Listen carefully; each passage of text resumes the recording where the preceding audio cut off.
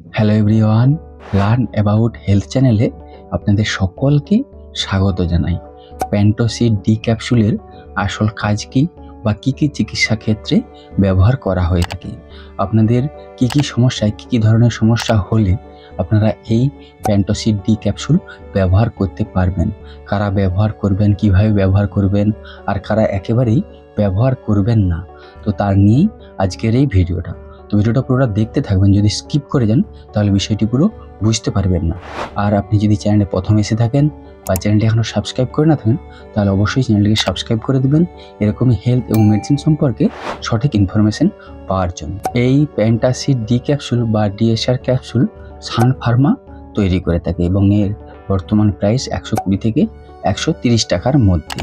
এর মধ্যে কি কি উপাদান রয়েছে, এর মধ্যে প্যান্টাপ্রাজল রয়েছে 20 mg এবং ডমপেরিডন রয়েছে 10 mg অর্থাৎ 10 mg। তাহলে এই ট্যাবলেটের আসল কাজ কী বা কী কী চিকিৎসা ক্ষেত্রে ব্যবহার করা হয়ে থাকে, বা আপনাদের কী কী সমস্যা হলে এই ক্যাপসুল আপনারা ব্যবহার করতে পারবেন।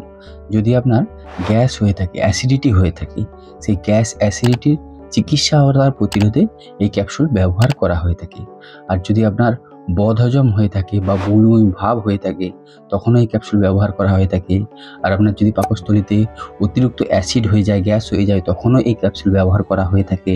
আর পাকস্থলীতে অতিরিক্ত অ্যাসিড বা গ্যাস হয়ে গেলে সেই গ্যাস আমাদের খাদ্যনালী হয়ে উপরে উঠে আসে, ফলে কী হয়, বুক জ্বালা করে, গলা জ্বালা করে। বুক জ্বালা করলে বা গলা জ্বালা করলে তখনও তার চিকিৎসা ও তার প্রতিরোধে এই প্যান্টাসিড ডিএসআর বা প্যান্টাসিড ডি ক্যাপসুল ব্যবহার করা হয়ে থাকে। এই প্যান্টাসিড ডিএসআর ক্যাপসুলের ব্যবহারের পদ্ধতি এবং ব্যবহারের মাত্রা কী?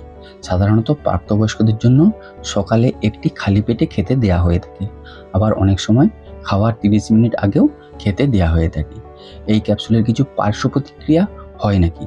আপনার কী হয়, হঠাৎই গ্যাস হয়ে গেছে বা অনেক সময় যে কোনো কারণেই হোক আপনার গ্যাস হয়ে গেছে, সেক্ষেত্রে আপনি একটি ক্যাপসুল খেতে পারেন। একদিন কি 2 দিন খেলেন, সেক্ষেত্রে আপনার কোনো পার্শ্ব প্রতিক্রিয়া হয় না।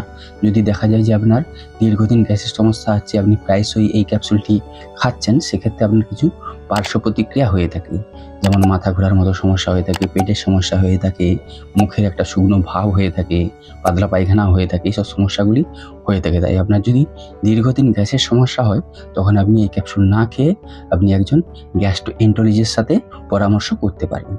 আর এই ট্যাবলেটে কিছু সাবধানতা আছে, যেমন গর্ভবতী এবং স্তন্যদায়ী মাতাদের ক্ষেত্রে অবশ্যই চিকিৎসকের পরামর্শ নিয়ে খেতে হবে।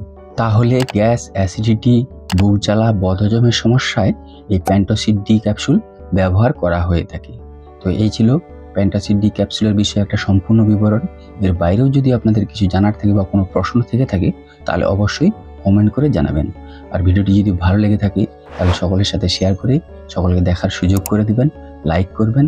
আর হ্যাঁ, অবশ্যই চ্যানেলটিকে সাবস্ক্রাইব করে দিবেন এরকমই হেলথ এবং মেডিসিন সম্পর্কে সঠিক ইনফরমেশন পাওয়ার জন্য। আপনার একটি লাইক এবং আপনার একটি মূল্যবান কমেন্ট আমাকে আরও উৎসাহিত করবে এরকম হেলথ এবং মেডিসিন সম্বন্ধে ভিডিও বানানোর জন্য, যেগুলি থেকে আপনাদের দৈনন্দিন জীবনযাপন অনেক সহজ হয়ে উঠবে এবং আপনারা অনেক উপকৃত হবেন। আপনারা সকলে বেশ ভালো থাকবেন, সুস্থ থাকবেন। দেখা হচ্ছে পরের ভিডিওতে। ধন্যবাদ।